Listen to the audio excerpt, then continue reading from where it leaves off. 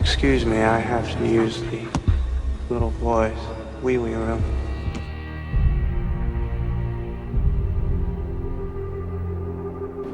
Hey guys, today we are going to talk about the unholy, cuckoo, insane awesomeness that is Nicolas Cage. And we are also going to talk about the equally weird and yet still damn watchable John Travolta. As we see the coming of these two legends in the same movie. Yep, indeed. Today we are talking about the batshit insane masterpiece, FaceOff. Directed by action movie legend John Woo and exploding its way into cinema screens in 1997, FaceOff really turns up the WTF-o-meter in regards to both John Travolta and Nicolas Cage, and wraps it all up in this cheesy but entertaining as hell, fast-paced and often insane action movie. It tells the story of an ongoing feud between dangerous terrorist Castor Troy, played by Nick Cage, and FBI agent Sean Archer, played by John Travolta, where after a shootout, Troy ends up in a coma, where Archer learns that the pesky terrorist has planted a devastating bomb in the city of LA. So in order to get information from Troy's imprisoned brother, Archer goes for a medical procedure where he literally swaps faces and identities with Troy.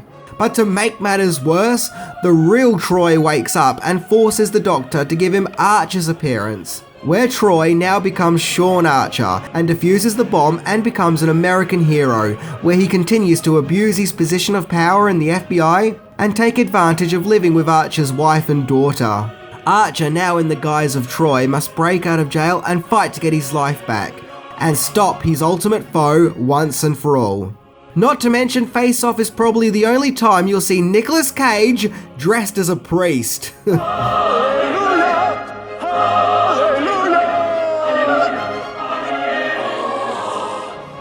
No more drugs for that man. So today we are going to do a top 10 countdown of things you didn't know about FaceOff, the movie where Nicolas Cage pulls this face. So buckle up and strap yourself in and get ready for FaceOff.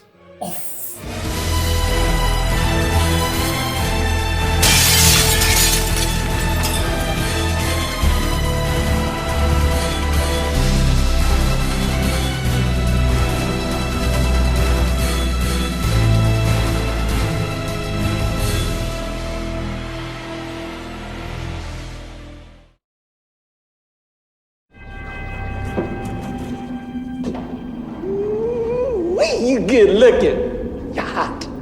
Number 10, the movie was originally pitched in 1990.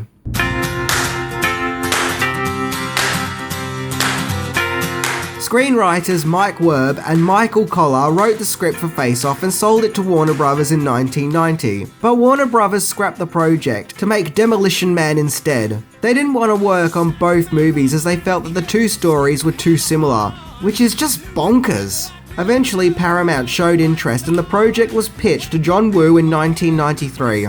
But Woo just felt like more time needed to pass in terms of special effects, as he felt that a story about characters' faces being cut off and swapped was too advanced for the primitive old days of the early 90s. However, finally in the later 90s, Woo felt the time was right to take on the ambitious action movie, in which the movie was finally released in 1997, making FaceOff's pre-production a grueling 7 years.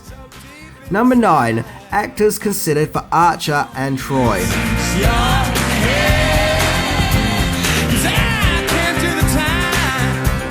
The original idea was to have Arnold Schwarzenegger and Sylvester Stallone as Archer and Troy in FaceOff, which would have been truly awesome.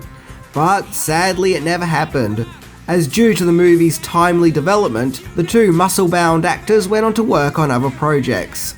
Along the way, other actors considered for the roles were Johnny Depp, Bruce Willis, Alec Baldwin, and Michael Douglas. But thankfully, Travolta and Cage took on the hero-villain mantles. Besides, had Nicolas Cage not starred in the movie, then we wouldn't have been blessed with this unholy awesome image.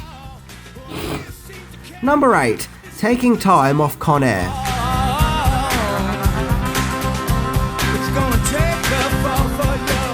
So oddly, considering the movie is pretty carefree and fun, the movie starts off with a dark and gloomy scene where a mustachioed Castor Troy attempts to assassinate Sean Archer while he's on a carousel with his son, which leads to Archer's son's accidental assassination. Well, this scene was actually shot while Nick Cage was still filming Con Air. Cage has gone on to say that when he turned up to the set of FaceOff while taking a break from Con Air, he noticed that Travolta was really excited about the project and was going on about how it can bring new, exciting acting challenges, whereas Cage just sort of kept to himself. Apparently during the filming, Travolta got along really well with the cast and crew and joked around with them and generally had a great time, whereas Cage is more of a method actor and wanted to stay in character, so he just mainly kept to himself. Number 7. The boat chase scene got the movie a higher budget.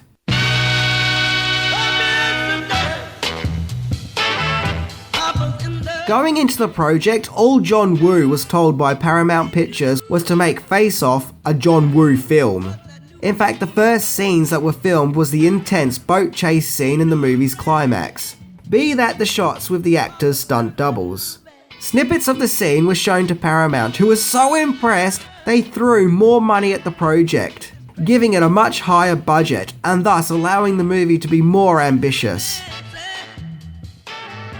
Number 6. Controversy over the title.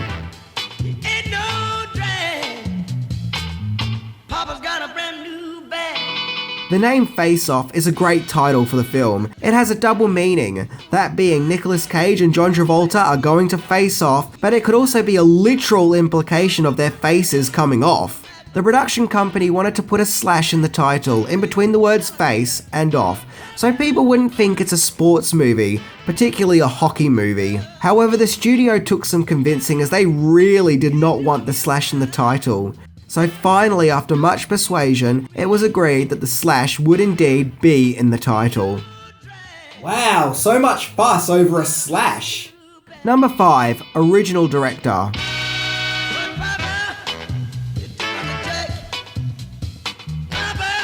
At one stage, Rob Cohen was on board to direct the movie. No doubt while John Woo was indecisive about the project. Cohen is actually a very talented director, directing many classic action movies such as The Fast and Furious, Triple X, Daylight, Dragon, the Bruce Lee story, and, The Wiz? He did sign up to direct the movie, but obviously making a movie about two guys swapping faces was just too silly, so he went on to make a movie about talking dragons instead, as he left the project to work on Dragonheart. Okay, that's not entirely fair. He actually left the project as the movie's fate was still not set in stone, with not really much happening in the movie's production. So naturally, Dragons voiced by Sean Connery it was. Number 4. How to put Nicolas Cage in a coma.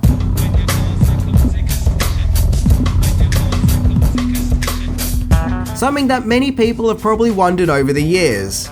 At the start of the movie, we see the character Castor Troy get blown away by a jet engine where he crashes into a fence where he starts his coma, where the Sean Archer character must take on his guys to save LA from the bomb. However, there were many rewrites and changes to the script made, as the production team just couldn't agree on how Troy must get into his comatose situation. Originally, the character was going to be frozen in liquid nitrogen, but that idea was scrapped. And then the idea came up of having him electrocuted by high voltage wires.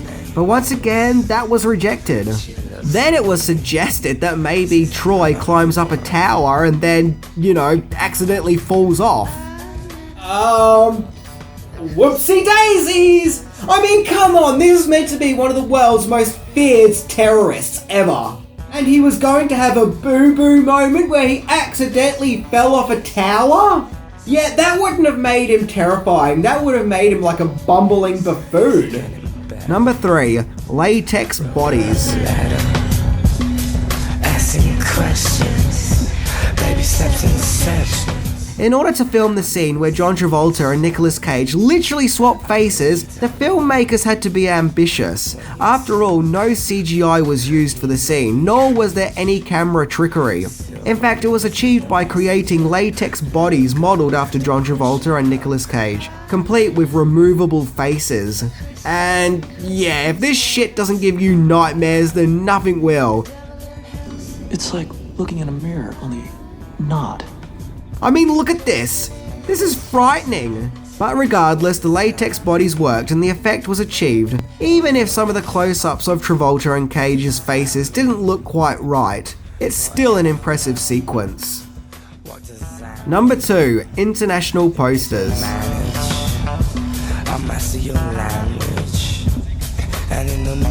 Oh, it's that part of the show again where I discuss the movie's poster. This is the most common one that was used, where we see half of Travolta's face and one half of Cage's face almost joining into one.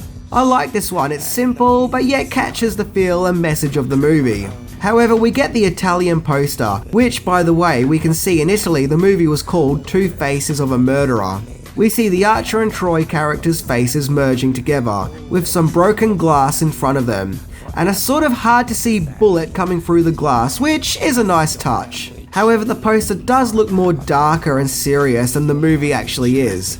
It needs Travolta doing his cheeky grin to assure us all that this is just one fun ride. Then there is this one, which is similar but kinda creepy, whereas if you look at Nick Cage, he has traces of Travolta's face within his own face, and likewise with Travolta. It's actually really clever and gives the poster more depth. However, once again, it's way too melodramatic for the movie itself. Come on guys, we need Travolta's grin, it's that simple. Then we get this DVD cover which has this weird border around it. Like, as in the movie is so intense and so badass, we need to have borders to contain its badassery. Number 1, the executive producer was a Hollywood heavyweight.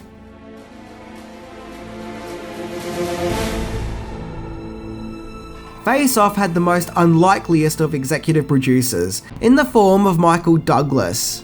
Yes indeed, it seems that when Douglas isn't delivering speeches about how greed is good and telling Paul Rudd to be the Ant-Man, he has a love for big-time action movies in which our two main stars have hideous surgical procedures where they have their faces swapped. Actually, this isn't uncommon knowledge that Douglas also produces movies, as in the past he has produced other great films such as One Flew Over the Cuckoo's Nest and Flatliners. And what with FaceOff already being an awesomely batshit insane movie, knowing that Douglas produced it just makes it that bit more awesomely batshit insane. Anyway guys, that was my look into FaceOff, the awesome and insane action movie which showcased the oddity of Travolta and Cage. Remember, it's not meant to be a serious movie, just a light bit of popcorn fun. So I say definitely watch it again and get engulfed in its 1990s weirdness. Anyway, I'm Minty, and I can eat a peach for hours. See ya!